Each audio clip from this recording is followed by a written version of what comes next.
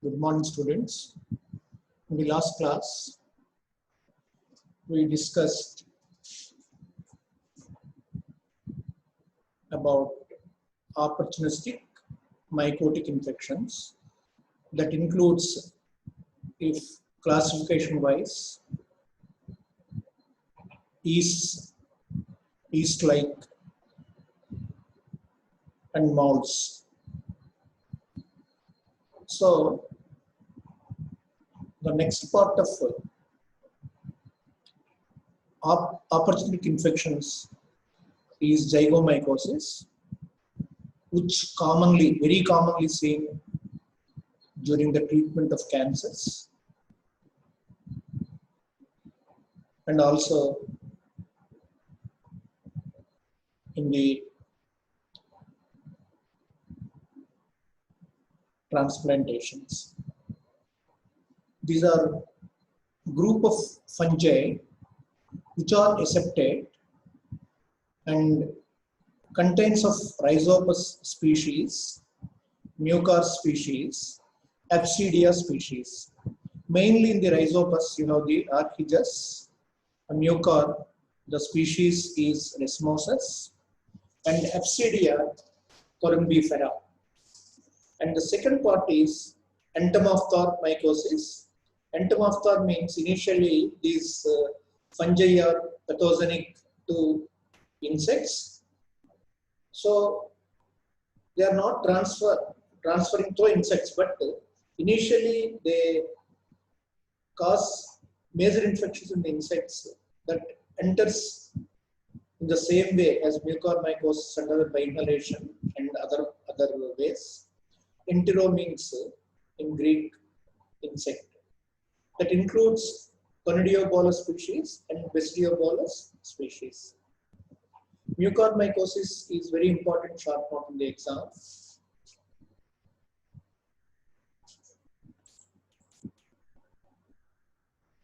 Now, Absidia corymbifera is now changed to Lectemia corymbifera.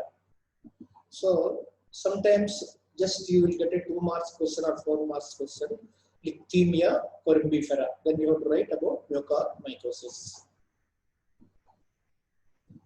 They cause rhinocerebral mycosis, pulmonary zygomycosis. As you know, rhinocerebral, through the nose to the brain, pulmonary in the lungs, cutaneous on the skin, GIT zygomycosis in the gastrointestinal tract, and disseminated zygomycosis through blood anywhere in the body. The special characters of this fungi, they show broad aseptate hyphae like a ribbon, whereas Penicillium or Aspergillus, you will show septate hyphae. They are not ribbon-like. But whereas these are aseptate hyphae with ribbon-like, and mainly predilection to involve blood vessels. Diabetes is a risk factor as well as cancer. Coming to lab diagnosis, you have to collect the specimen from nasal discharge, pus, sputum, or biopsy from the area of zygomycosis. Direct evidence you have to show by KOH preparation and biopsy with histopathological section using hematoxylin and eosin stain. You will see broad aseptate ribbon-like hyphae branching at 45 to 90 degrees angle. This is the diagram of zygomycotic fungi. You can see stolon or hyphae, which is ribbon-like and aseptate, and the stalk is called sporangiophore, and this contains a ball-like structure that is columella, and columella contains the sporangium, where sporangiospores or spores will present. And in some species, you will see rhizoids, root-like structures arising from the hyphae, we will discuss how to distinguish the three species, that is Mucor, Rhizopus and Absidia, by the basis of rhizoids. This is microscopic structure. Sporangiophore, you can see, which contains the spores. Broad ribbon-like hyphae. Here you won't see anywhere the rhizoids, the root-like structures. So Mucor never contains rhizoid. That you have to remember. Mucor never contains rhizoids. Then Rhizopus species. Same structure, only thing is at the point of stolon, at the point of sporangiophore, the structure, you will find the formation of rhizoids. This is the microscopic structure of Rhizopus. That's why, because of rhizoids, it is called Rhizopus. Now you can see Mucor, Rhizopus, Absidia, all having the similar structures. Only difference is rhizoids. Mucor, no rhizoids. Rhizopus, the rhizoids will be from the hypha just below the sporangiophore. Whereas in Absidia, the rhizoids are in between the sporangiophores. These are the sporangiophores. In between, from the hypha, the rhizoids will arise. All are aseptate hypha. You can see this is the sporangiophore, but the rhizoids are from here, not from here in the Absidia.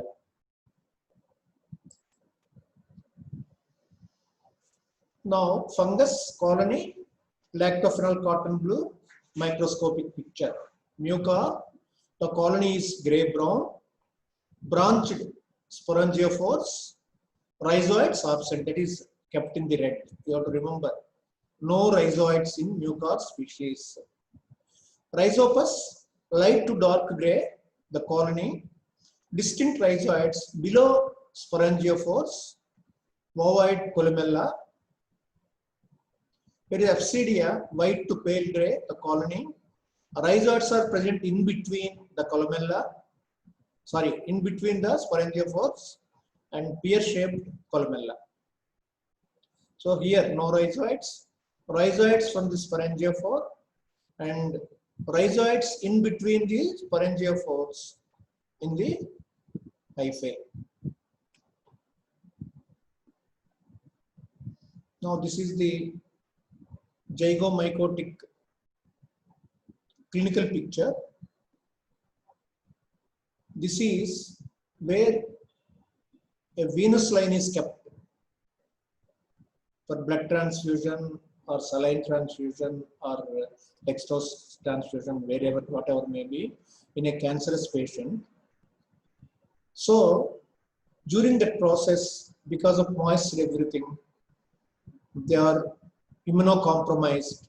Then the skin flora of either Mucor or Rhizopus or Absidia will cause a clinical picture here. You can see initial stage, later stage. When you see the lactophenol cotton blue, you may see the fungus. Here no rhizoids, this may be Mucor. And this is histopathological section where spores will be seen plenty. Sometimes the aseptate hyphae.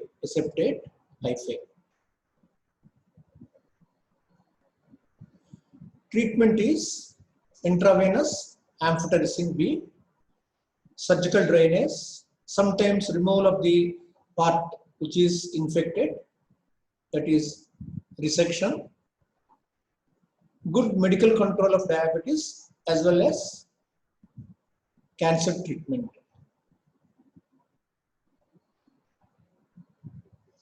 The next one is pneumocystosis.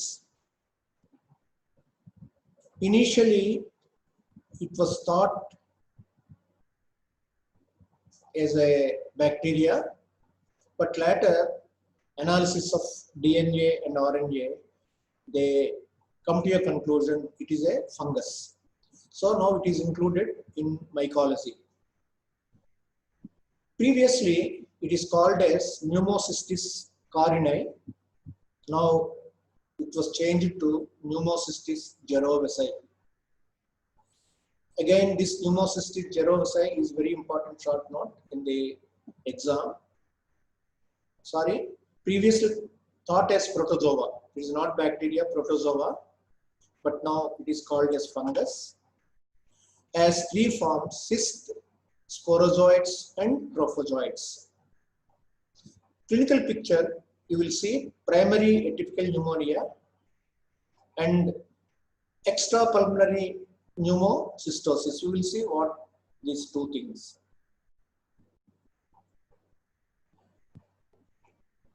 So clinically, almost you will find these two conditions, what we discussed earlier, is like pneumonia. Only thing, it is not relieved by any antibiotics or by any parasitic drugs. Then you have to treat after diagnosis with antifungal drugs. In the lab diagnosis, we will use the specimen, that is bronchoalveolar lavage, induced sputum, and tissue biopsy. In the microscopy, when you do the Grocott's methenamine silver stain, you will see masses of black colored cysts. And in Giemsa, reddish nucleus with blue cytoplasm. Treatment is by Septron, pentamidine isocyanate for acute cases, Septron for prophylaxis to the other individuals for staying nearby the patient. Now, the next biggest chapter is mycotic poisoning. Mycotic poisoning. So, the classification in the mycotic poisoning, mycotoxicosis and mycetism. So, it is common to use mushrooms. పుట్టగొడుగులు అంటాం కదా తెలుగులో, అవి తింటారు కూరలు గట్ట చేసుకొని. And also it is a delicious dish in certain refreshment centers. So ఈ మష్రూమ్స్ ఆ పుట్టగొడుగులు తినేటప్పుడు కొంతమందికి ఫుడ్ పాయిజనింగ్ జరుగుతుంది. That what we call is mycetism. Mycotoxicosis is a condition produced by consumption of foods contaminated by toxins liberated by certain fungi. So in the mycotoxicosis, already the preformed toxins from these fungi will be produced in the grains of food. When we eat those grains, then we have this mycotoxicosis.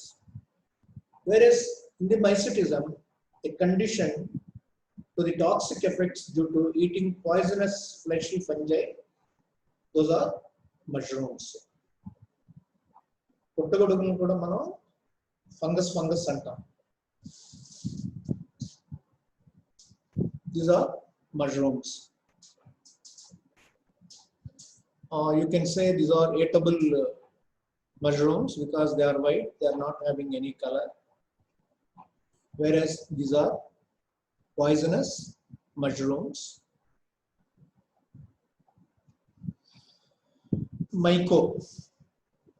Mycobacteria, that is where The myco meaning is same there. Fungus-like, fungal-like filaments there.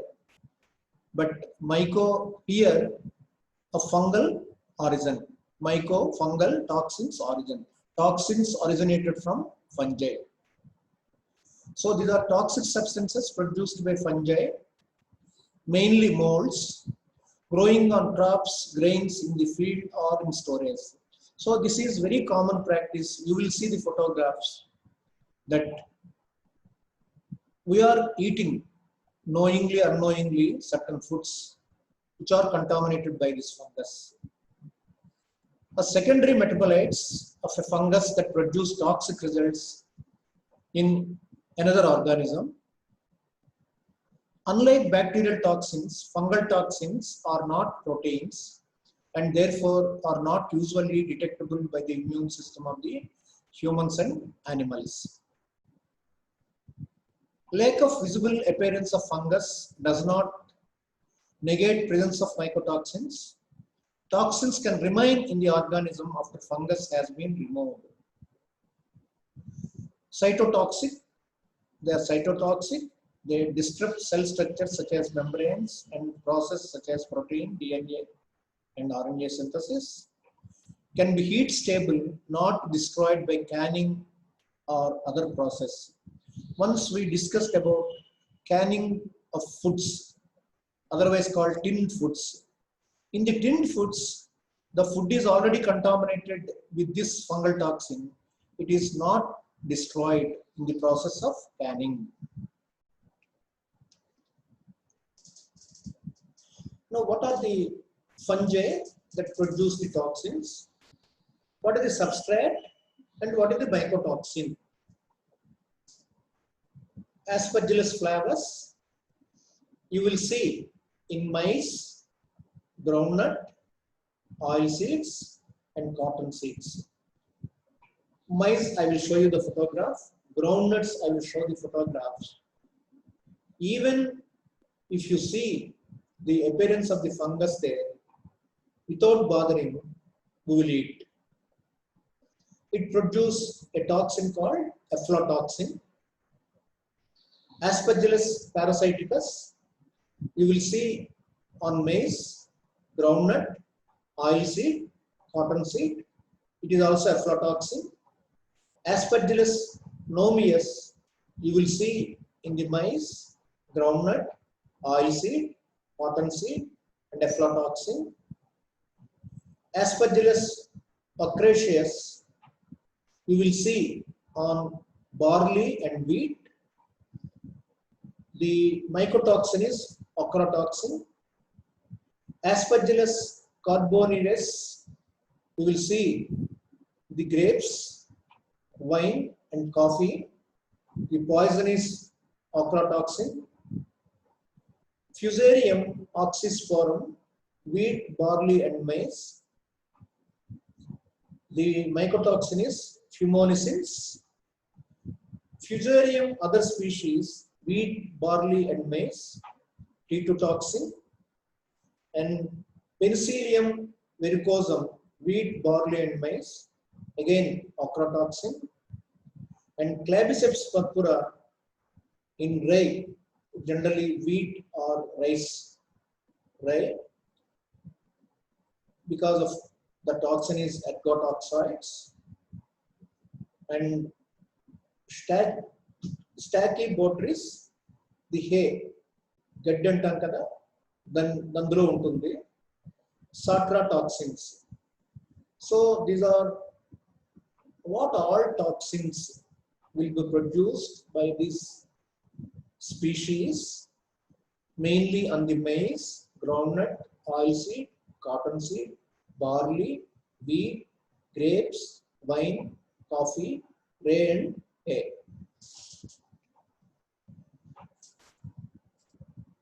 What is the toxicity of mycotoxins? They are classified into acute, chronic, mutagenic, and teratogenic. So, coming to acute toxicity, you will find immediately after consumption deterioration of liver and kidney functions, leading to death in extreme cases. Interference with protein synthesis, skin sensitivity affected, necrosis of the skin, immunodeficiency, neurotoxins cause trembling in small doses, and brain damage or death in slightly higher doses. Chronic toxicity is induction of cancer, liver or esophagus, induction of tumors. Induction is never detected at the time of ingestion and remains undetected till the disease is advanced. That is the problem with chronic toxicity. You cannot stop because it is like a slow poisoning. Mutagenic and teratogenic toxicity. Here, the replication of DNA is affected, producing mutagenic and teratogenic effects in the newborn. Because if the toxins are consumed by pregnant women, the problem is in the newborn.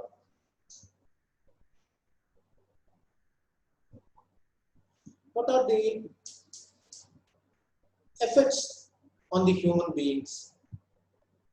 Now, there may be physiological or pathological changes, food poisoning, inhibition of protein synthesis, and alteration of capacity of cell to proliferate, increase of tryptophan in blood and brain, affects appetite, muscular coordination, and sleep, disturbance, nausea, vomiting, headache, abdominal pain, diarrhea, giddiness, convulsions, reproductive and memory changes, role in hormonal balance and breast cancer, precocious pubertal changes in children because the child will go early to the menses, maybe in 8th year or 9th year instead of 12th or 13th years.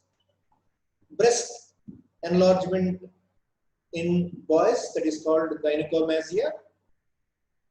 They produce sometimes cancers and commonly they are immunosuppressors.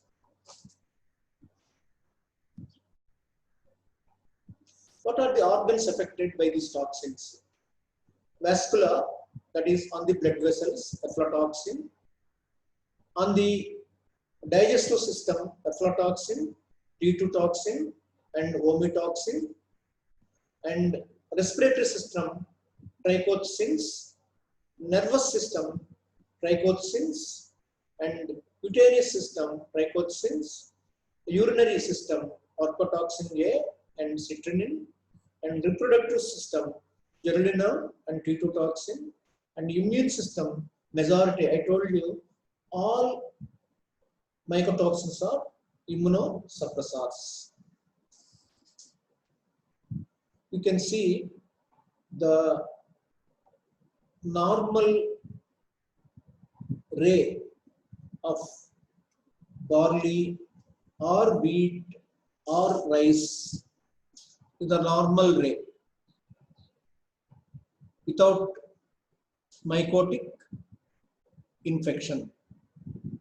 Here you can see it is infected by a fungus. This is the fungal material which contains the mycotoxins. Because when you are harvesting, it is not possible to see individually these things to remove. So along with the harvest product, the rice or the barley or the wheat, they will also go and it will produce already preformed toxin in barley, wheat or rice. When you consume such things, you will have this mycotic poisonings. You can see plenty of infective wheat.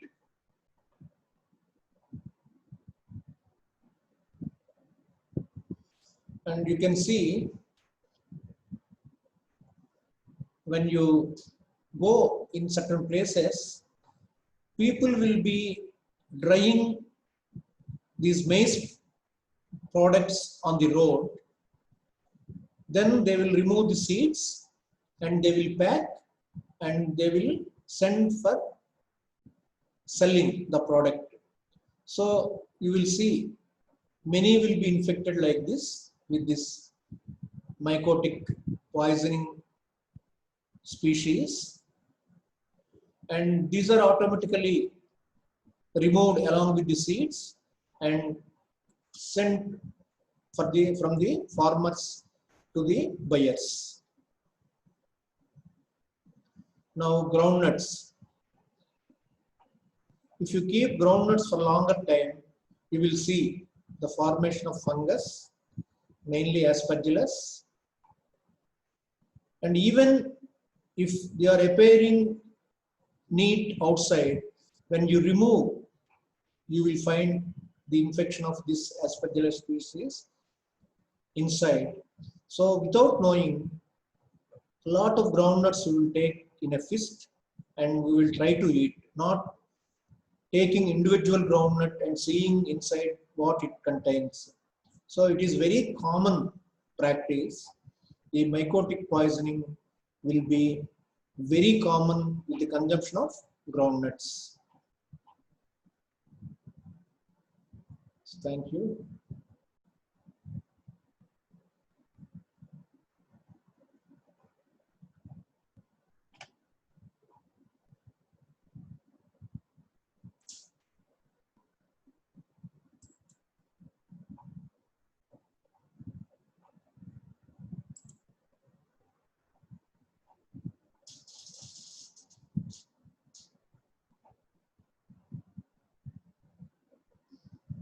Any doubts or questions from this topic, mycotoxins?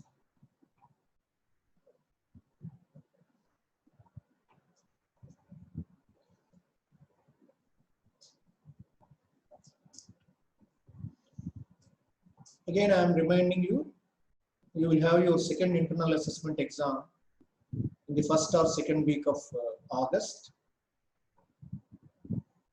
We will send a notice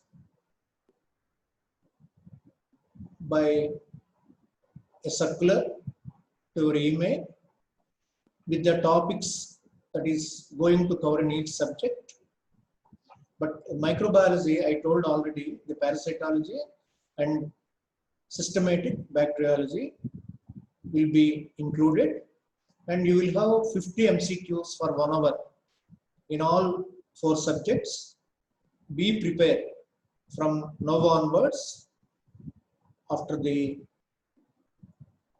online classes in the afternoon and night, you prepare well, and if you have no doubts, we will close this session. Thank you very much. We will meet again in virology classes after some time.